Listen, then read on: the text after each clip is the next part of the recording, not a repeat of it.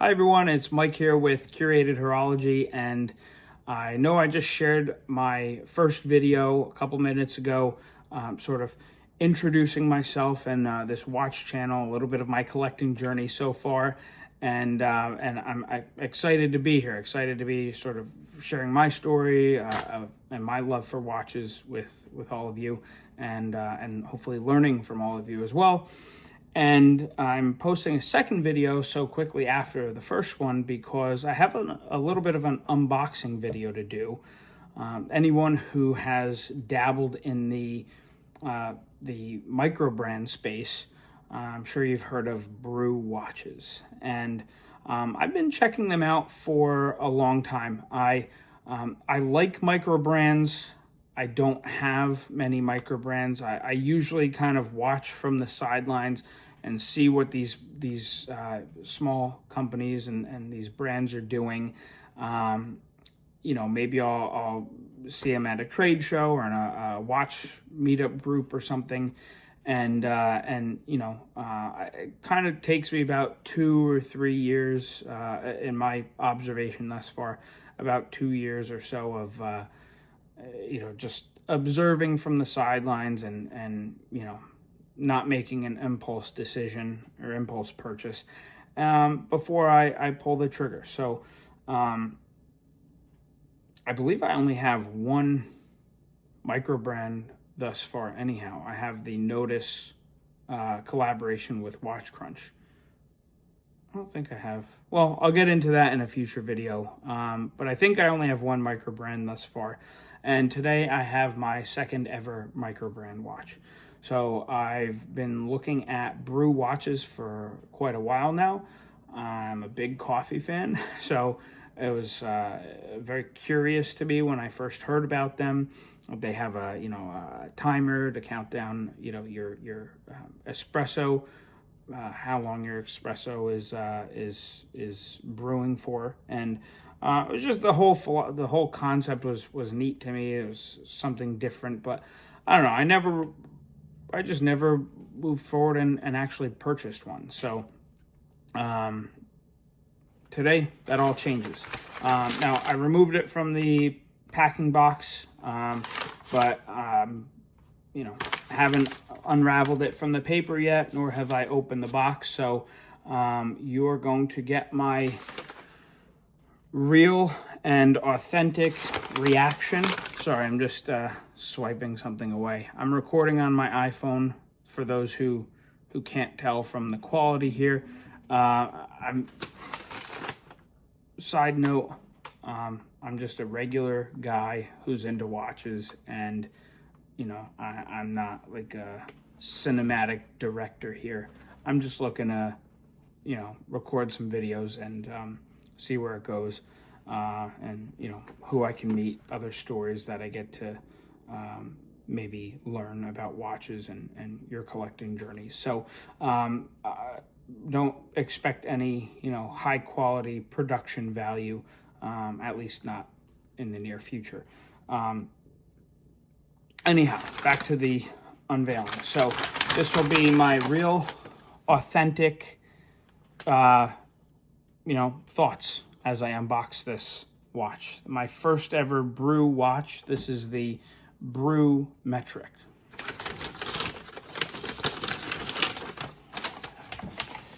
Okay. All right, so it's like it comes in a little bit of a...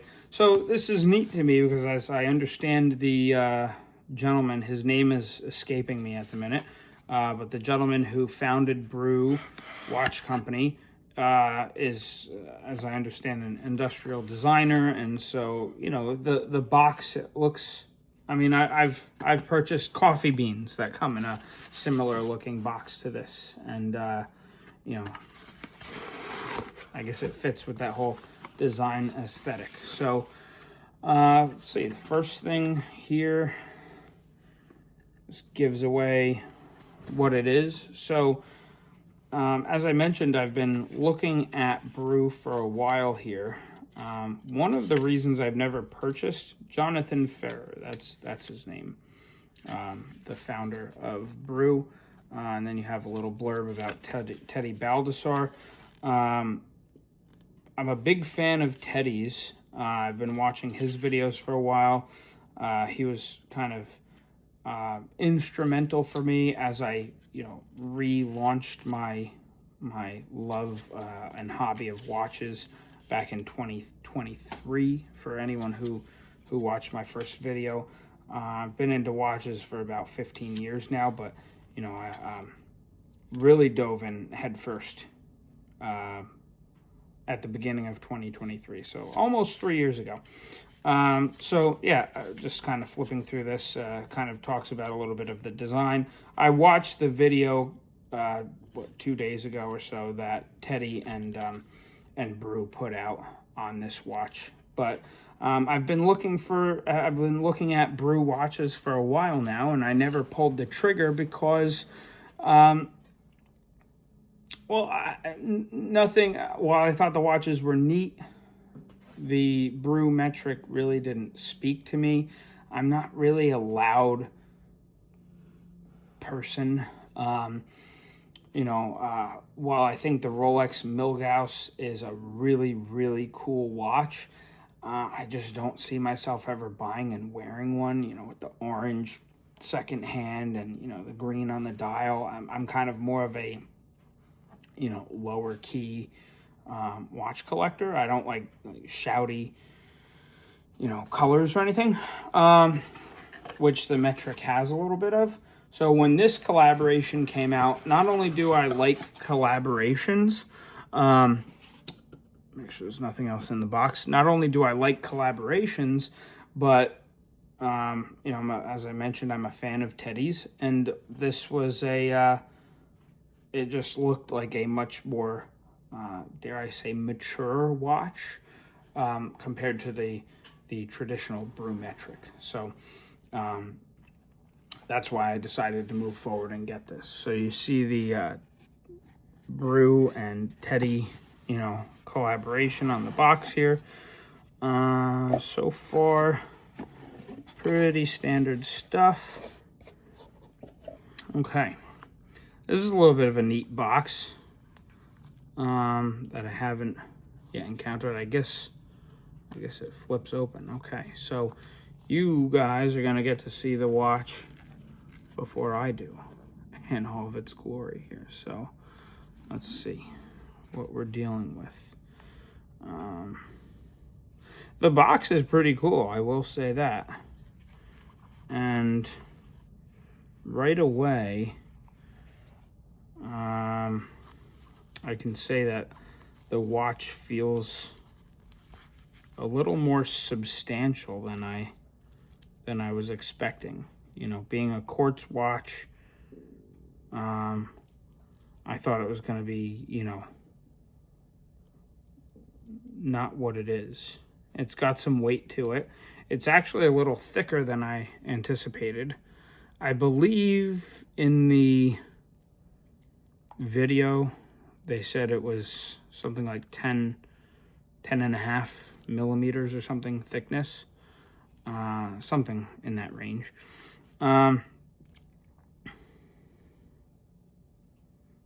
Just trying to see here the best way to get this little tag off here. So, early on, when I don't buy new watches often, this is kind of a rare occurrence for me. I haven't mentioned yet, actually, on this channel, being only 2 videos in, but I do actually prefer vintage watches. So maybe that's a little bit of why the Brew metric was appealing to me. It kind of has that vintage vibe, I think, with the cushion case and all.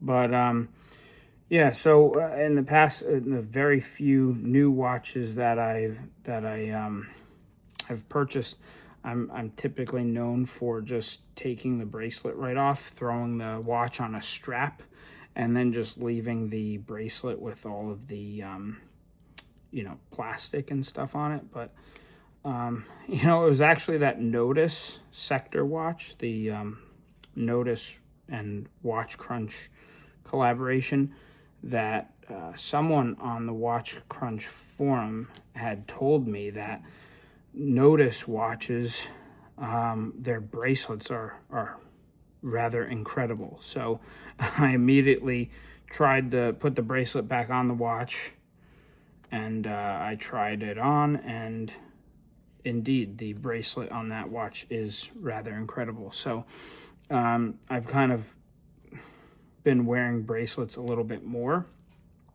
but enough about that watch, because this is an unboxing for the Brew. So I'm just kind of taking all the plastic off of this.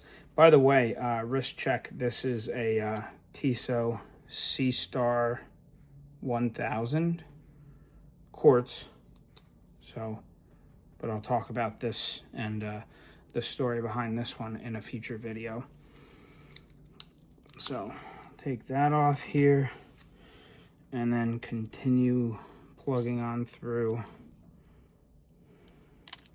the plastic here. So, I mean, right off the bat, I will say that the quality feels great on this watch.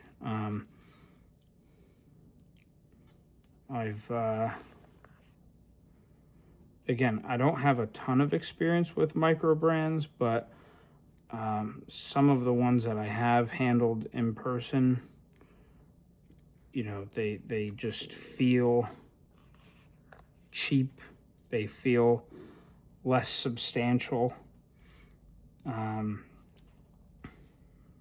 You could tell that there's a reason why they cost what they cost, but I'm not really getting that from this Brew watch so far.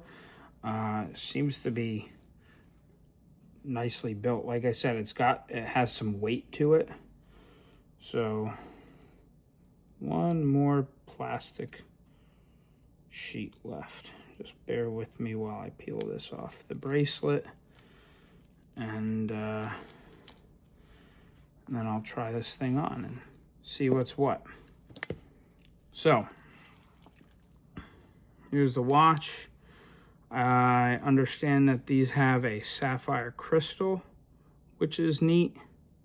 I mean, wouldn't really bother me either way. Like I said, I'm mostly into vintage watches, so most of my timepieces have a, you know, plastic acrylic crystal anyway. Just trying to see if I got all of the plastic off. So you can see here the case back says, you know, Brew and Teddy. And like I said, you know, I'm not really a shouty guy. I wouldn't really wear a watch that's got, you know, neon oranges and greens and all kinds of crazy colors and everything. So this one with the blue dial and everything just looked much more my speed. Jeez, looks like there's another piece of plastic here.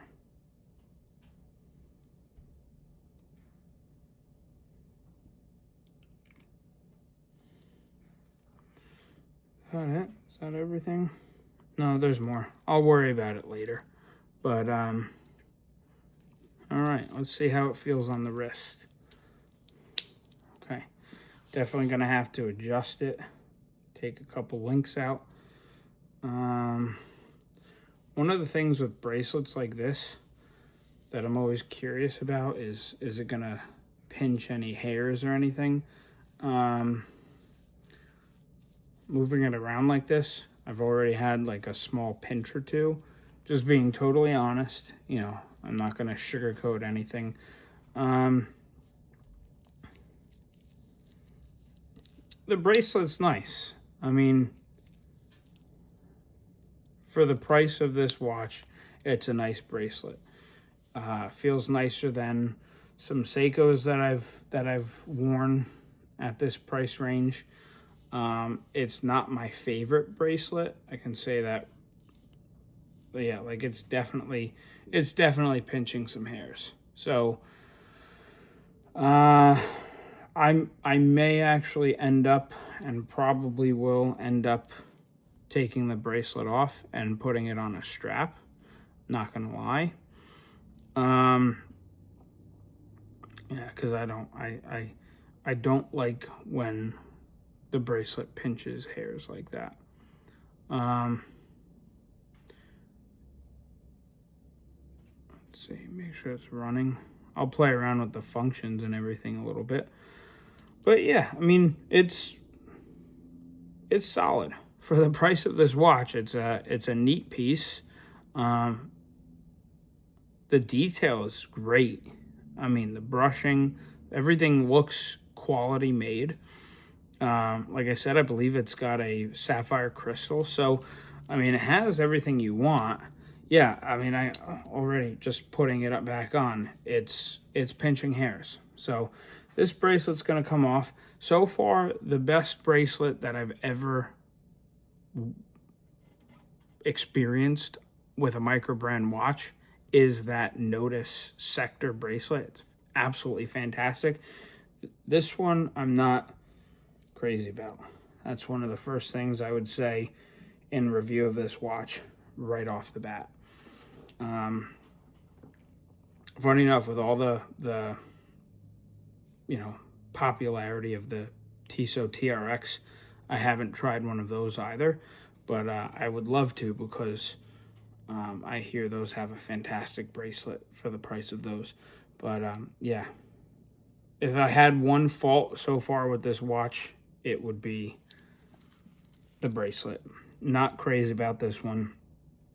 I'm going to see what type of straps fit this right away. But, everything, all the hands seem to be lined up well. I know that's an issue with some Seikos, with the, hands not lining up properly and everything. Okay, so got push the top pusher, and it's definitely ticking, but not like most quartz watches. It's somewhere here, for comparison's sake. Where did I put the Tissot? So here's my Tissot quartz. All right, so comparatively, this has a tick, but it's also a little bit more of a sweep, which they did say in the video. Teddy Baldassar did say in his video. The second dial down here, the second hand, has more of the quartz tick that we know and love. But yeah, the chronograph hand doesn't have that. Interesting. Oh, you know what? Because I'm wondering to myself what this dial does over here, and I didn't, when it went around a full rotation, I didn't see if that hand moved. So let's see if it does. But yeah, I mean, happy with the watch. I'm happy with the quality so far. Like, I mean, got to give it some wrist time and everything, but the details are nice. I like the coffee bean on the crown. Let's see, is the time set? No. I'll set the time, of course. I like the way the pushers feel. So apparently that's one of the benefits of this Mecha Quartz movement, Seiko movement, is that they wanted the pushers to feel mechanical. So it is a quartz, it runs on a battery, but the pushers have a nicer feel than most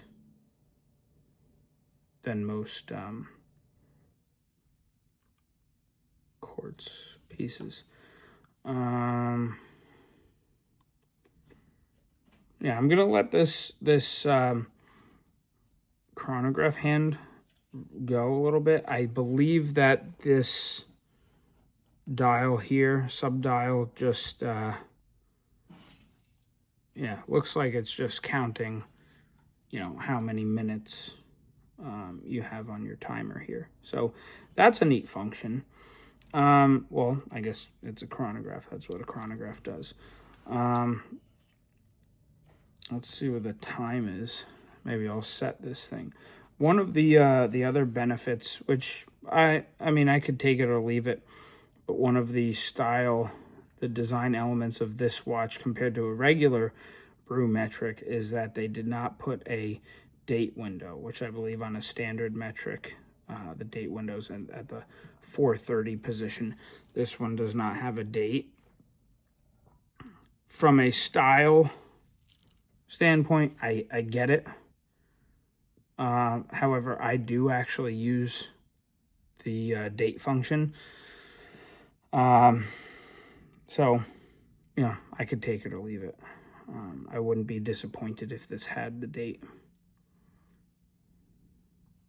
And I don't necessarily think it looks that much better. I don't think watches in general look that much better without a date function. If it's well done, then that, you know, I'd like if I bought a Submariner, for example, I probably would get the one with the date.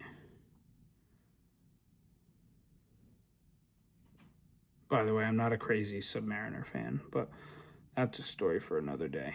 So, yeah, that's what that subdial does. So you can see it's moving there, keeping track of the minutes and everything.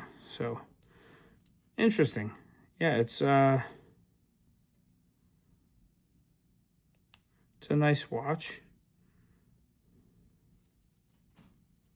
Everything feels nice. The pushers feel nice. The crown feels nice. Crown looks nice.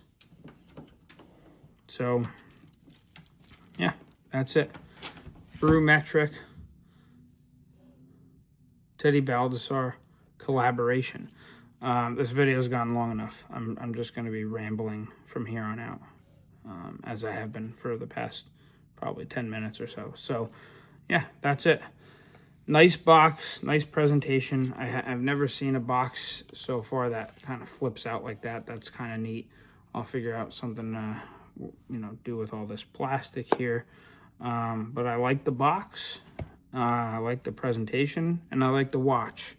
I don't love the bracelet, so that's gonna come off. So that's it. Thanks for watching.